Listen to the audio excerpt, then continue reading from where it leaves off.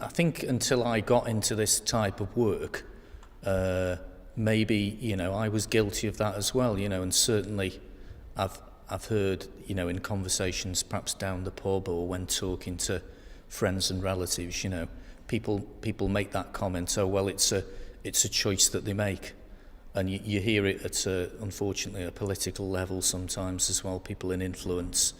And I think I always think that's a bit of a cop-out, basically. It's a kind of very easy way of sort of explaining the problem away, basically. Because for me, it's like many things. It's a complex issue. It's a complex mix of reasons. It's people's upbringing, perhaps. It's life opportunities. It's poverty. It's drugs. It's crime. It's a multifaceted problem, and it's a difficult one to resolve, and it takes resources, of course. And one way to kind of not deal with that and not take responsibility as a member of society or a person in power is just to explain it away by saying it's a sort of lifestyle choice that people somehow, sort of want to live on the streets and don't want to take responsibility for their own lives.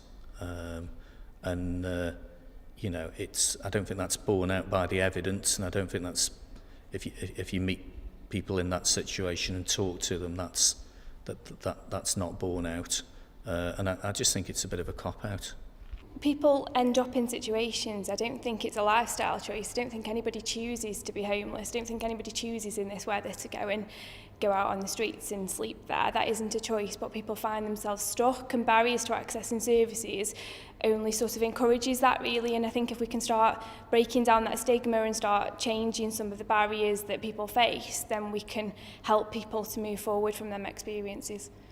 My contention in all of this, I am yet to find a person who is living this horrible life of homelessness and street stuff who has actually had freedom of choice.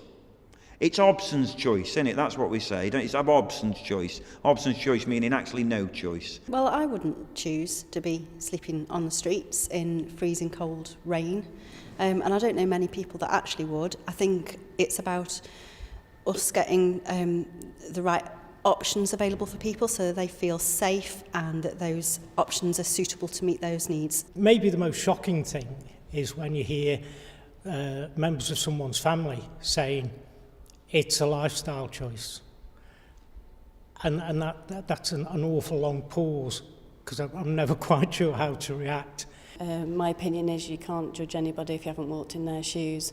It's not a simple answer to homelessness. To go from being someone with no support in a poverty area to actually make it to cross over that divide, it seems impossible. It's not impossible, but it takes a Herculean effort.